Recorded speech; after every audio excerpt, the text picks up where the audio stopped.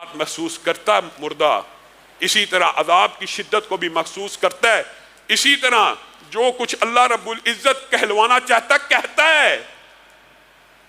منکرین حدیث آپ کے سامنے رکھ چکا کہ وہ جب کسی حدیث کا انکار کرتے ہیں وہ حقیقت میں قرآن کی آیت کا بھی انکار کرتے ہیں۔ جب ہم یہ کہتے ہیں نا کہ میت چارپائی کے اوپر یہ کہہ رہی ہوتی ہے قدمونی، جی یار دیکھو جی کہہ رہے ہیں مردہ بولتا ہے، اب یہ بنیادی طور پہ وہ اپنی طرف سے حدیث کا انکار کر رہے ہوتے ہیں، لیکن قرآن پاک کی آیت میں مردے کا کلام موجود نہیں ہے۔ یا لیت قومی یعلمون، یہ کون کہہ رہا ہے؟ ایک مردہ کہہ رہا ہے کہ اے کاش میری قوم جان جائے بما غفر علی ربی، جو میرے رب نے میری مغفرت کی ہے۔ جو منکر حدیث ہوتا ہے وہ منکر قرآن بھی ہوتا ہے۔ وہاں پہ جو کلام ہے شہید یاسین کا وہ میت کا نہیں ہے، عام فہم بات ہے۔ اور پھر جب میت کو قبر میں ڈال دیا جاتا ہے، یہ بھی صحیح حدیث سے ثابت ہے۔ اس کے پہ انکار حدیث کرنے والوں نے بڑی لمبی چوڑی فضول بحث کل آپ کے سامنے اسی لیے رکھا تھا کہ اس انکار کا فائدہ کیا ہے۔ قرآن کی آیتوں کے اندر بھی یہ ساری باتیں موجود ہیں، ان سے ملتی جلتی آیت موجود ہے۔ کوئی ایک بات ایسی ہو جو قرآن کے اندر موجود نہ ہو اس سے ملتی جلتی، اور جس وقت ان کو قبروں میں ڈال دیا جاتا ہے یہ نیک و بد کے لیے برابر ہے۔ وہ اس وقت قدموں کی چاپ کو سنتے ہیں، جوتوں کی آہٹ کو سنتے ہیں۔ کن لوگوں کی؟ اپنے رشتہ داروں کی، یا جو قبر میں دفن کرنے کے لیے آئے ہیں ان کی آوازوں کو سنتے ہیں۔ امی عائشہ بیان کرتی ہیں یہ وہ گھاٹی ہے، یہ وہ تنہائی کا لمحہ ہے کہ ایک یہودی عورت جب آئی تھی نا، اس نے آ کے کہا تھا کہ عذاب قبر سے پناہ مانگا کرو۔ میں ڈر گئی اور میں نے اللہ کے رسول سے پوچھا کہ قبر میں عذاب ہوتا ہے؟ تو رسول اللہ صلی اللہ علیہ وسلم نے کہا تھا ہاں قبر میں عذاب ہوتا ہے۔ اور اس کے بعد میں نے غور کیا، رسول اللہ نے اپنی زندگی میں ایک نماز ایسی نہیں پڑھی جس میں عذاب قبر سے پناہ کی دعا نہ کی ہو۔ کس نے؟ نبی نے، رسول نے۔ میں اور آپ کس بات کی مولی ہیں؟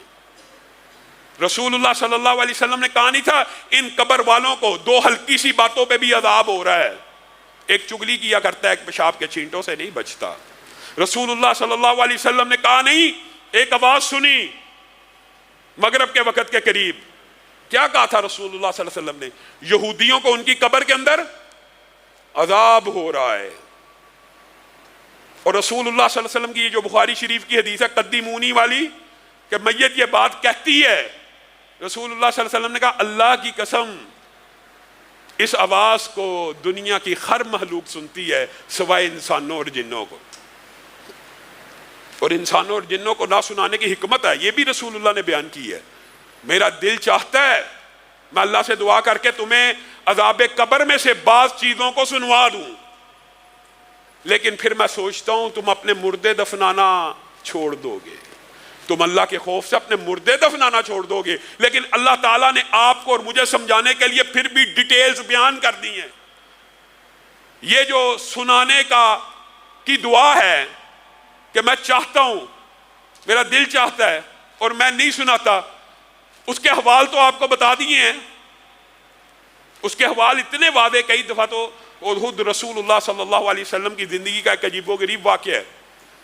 ایک آدمی نے اسلام کو قبول کیا، رسول اللہ صلی اللہ علیہ وسلم نے سورہ بقرہ سورہ آل عمران اس کو سکھائی اور اس کو کہا لکھ کتابت کر۔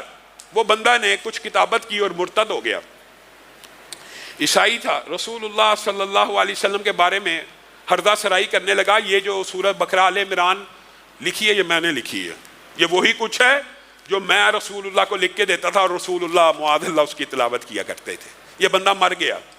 کیا اللہ نے یا رسول اللہ نے بھی بتانے میں کوئی کسر چھوڑی ہے؟ وہ بندہ مر گیا، عیسائیوں نے اس کی قبر کھودی، اس میں دفن کیا، اگلے دن صبح وویلا مچ گیا، عیسائیوں نے شور مچا دیا۔ کیا؟ مسلمانوں نے ہمارے مردے کو قبر سے نکال کے باہر کر دیا ہے۔ جا کے دیکھا گیا واقعی قبر اکھڑی ہوئی ہے اور مردہ باہر بری حالت میں پڑا ہے۔ یہ مسلمانوں کا کام ہے۔ مسلمانوں نے کہا ہم نے نہیں کیا، ہم نے نہیں کیا، اللہ کا عذاب لگتا ہے قبر کا۔ انہوں نے کہا اچھا، پھر دفنایا ذرا گہرا کر کے، अगले दिन सुबह हुई, वो मुर्दा फिर कब्र से बाहर पड़ा, कब्र सारी की सारी उखड़ी हुई है। उन्होंने शोर मचा दिया, ये मुसलमान बाज नहीं आ रहे, हम मुर्दा दफनाते हैं। चूंकि इसने रसूलुल्लाह के बारे में ये बात की थी, मुसलमान इससे इंतकाम ले रहे हैं, अल्लाह उससे इंतकाम ले रहा था। तीसरी मर्तबा उन्होंने गहरा गड़ा बनाया और अपने तई जितनी गहराई में जा सकते थे इतनी गहराई में ले गए, इतनी गहराई में ले गए कि उखाड़ने में भी कुछ वक्त लगे, कुछ टाइम लगे और हम मुसलमानों को पकड़ लें। अगले दिन फजर के बाद क्या देखा, वो मुर्दा फिर बाहर पड़ा है। फिर उनको समझ आ गई कि अल्लाह का अज़ाब शदीद है इस बंदे के ऊपर। उन्होंने गड़े में बगैर मट्टी डाले उसको फेंक दिया। अज़ाब कब्र में से रसूलुल्लाह सुनाना चाहते हैं तो सुना के भी गए हैं।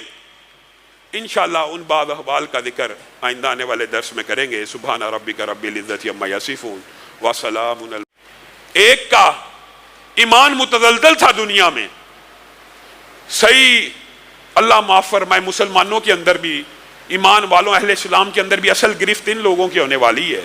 एक तो वो है कि जिनका रब के ऊपर एतमाद, यकीन और नबूवत के ऊपर ईमान यकीन है, वो तो कामयाब हो गए। लेकिन जो शक में रहे है नमाज पढ़नी चाहिए लेकिन ना पढ़ने से भी बंदा गुजारा हो जाता है, ये शक में मुब्तला लोग इस कब्र के फितने में सही मुब्तला होंगे, क्योंकि अल्फाज हदीस के इस बात के ऊपर दलालत करते हैं। मुनकर नकीर जब पहला सवाल पूछेंगे तुम्हारा रब कौन, रब तो जो लोग कहते थे हम भी वही मानते थे।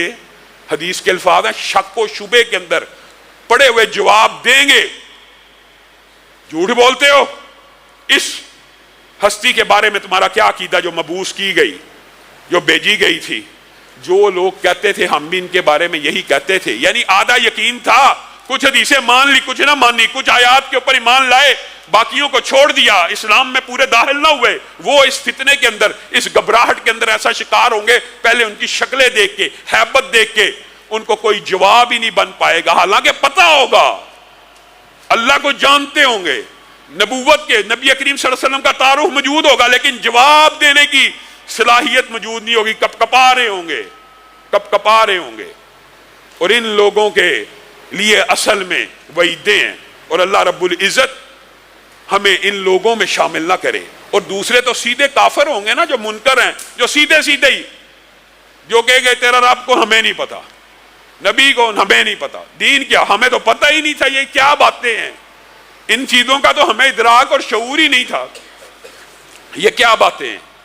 तो फिर पहला अज़ाब अल्लाह माफ फरमाए, पहला उनको उनकी जहन्नुम का ठिकाना दिखाया जाएगा कि ये तुम्हारे लिए, उनकी तकलीफ में इजाफा करने के लिए, हमेशा हमेशा के लिए इसमें तुमने जलना है।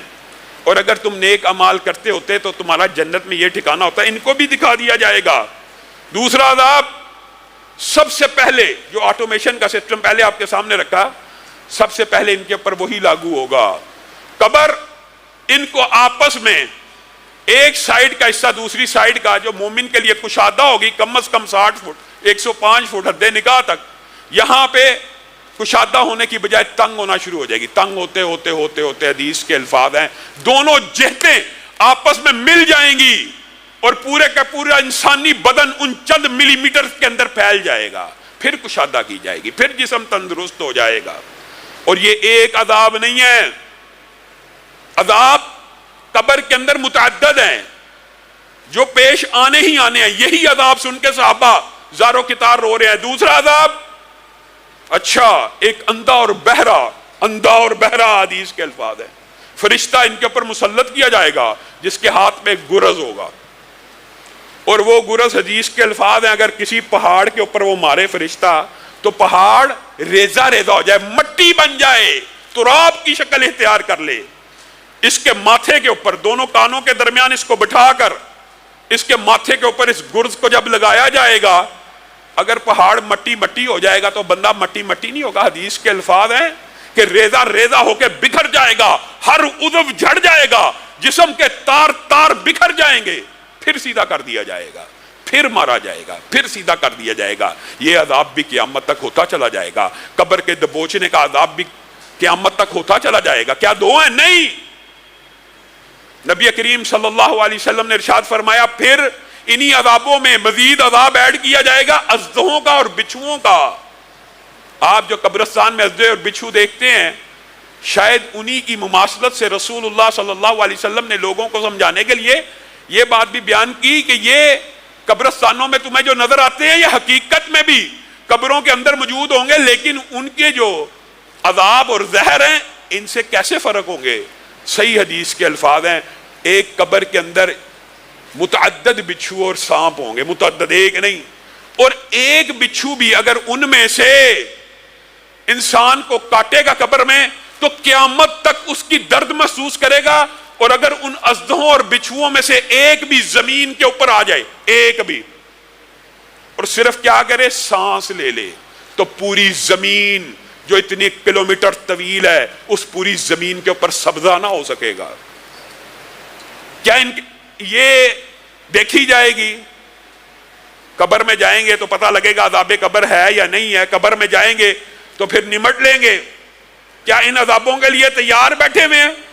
نبی کریم صلی اللہ علیہ وسلم نے کہا اسی پر بس نہیں، جہنم سے آگ کا بستر لایا جائے گا، جہنم سے آگ کا کفن لایا جائے گا جو اسے پہنا دیا جائے گا۔ اور قبر کے اژدھے کے بارے میں بھی ایک حسن درجے کی روایت ملتی ہے کہ ایک اژدھے 99 اژدھے ہوں گے، 99، اور ایک اژدھے کے 70 سر ہوں گے، اور ان سروں میں اور بعض روایات میں 70 منہ ہوں گے، اور ہر منہ میں 7 سر ہوں گے۔ یعنی اتنا خوفناک اور بھیانک اور عبرت انگیز منظر ہوگا، اور یہ انہی عذابوں کا شکار ہو رہا ہے۔ ایک نہایت بدی شکل کا بدصورت اور کریہ مخلوق کو دیکھے گا جو نہایت بدبودار ہوگی، دہشت زدہ ہو جائے گا، پہلے ہی عذابوں میں کا شکار ہے۔ تو کون ہے؟ میں تیرے ہی برے اعمال ہوں، میں تیرے ہی برے اعمال ہوں۔ اس وقت یہ بندہ جو آخری الفاظ قبر میں کہے گا ربی لا تقم الساعہ، ربی لا تقم الساعہ، اے اللہ جو عذاب اب یہاں پہ ہو رہے ہیں تو کل قیامت کو قائم نہ کری۔ وہ اتنا ڈر جائے گا کہ وہ قیامت کا ہی قائم ہونے سے اللہ سے دعائیں قبر کے اندر کرنا شروع کر دے گا کہ اللہ، جس طرح مومن کہے گا نا اللہ جلد از جلد قیامت لے آ، اب آسانی اور آسائشوں میں منتقل ہو جاؤں، یہ کہے گا اللہ کبھی قیامت نہ قائم کری، یا ویلنا من بعثنا من مرقدنا ھذا ما وعد الرحمن وصدق المرسلون۔ اللہ نے قرآن پاک میں ان کے یہ الفاظ بھی بیان کر دی ہیں۔ یہ عذاب بھگتتے جب قیامت قائم کرنے کا دن آ جائے گا تو کیا کہیں گے؟ من بعثنا من مرقدنا، ہائے کاش ہمیں کیسے اور کیوں کر قبروں سے اٹھا لیا گیا۔ یہی تو وہ باتیں ہیں کہ جو رسول ہم تک پہنچاتے رہے تھے، یہی تو وہ وعدہ ہے جو رحمان نے ہم سے کیا تھا۔ ہم کس مغالطے اور دھوکے میں پڑے رہے، ہم کس مغالطے اور دھوکے میں پڑے رہے۔ اور بندہ مومن کے لیے خوشخبریوں کی اتنی طویل داستان ہے، اور یہ موضوع طویل ہے۔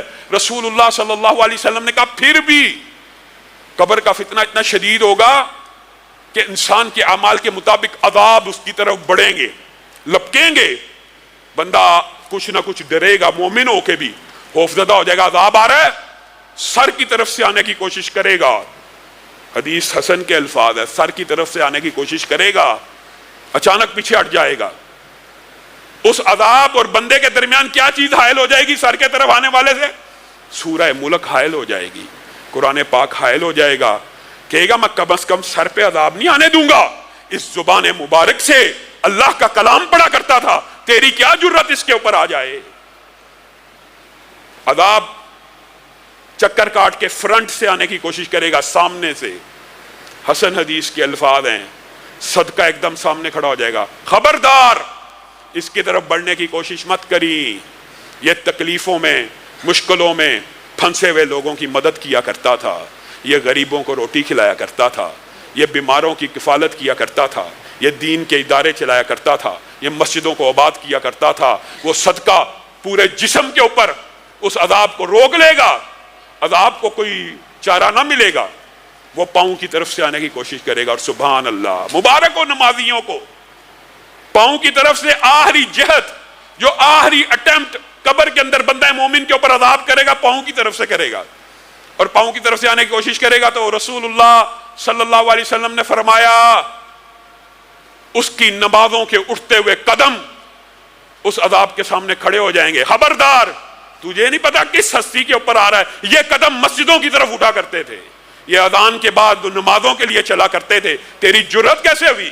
ان کی طرف بڑھ جا. اللہ تعالیٰ ہمیں بھی قبر کے اندر اعمال صالحہ کا ساتھ نصیب فرمائے، قرآن کا ساتھ نصیب فرمائے، صدقے کا ساتھ نصیب فرمائے، ہماری نمازوں کا ساتھ نصیب فرمائے.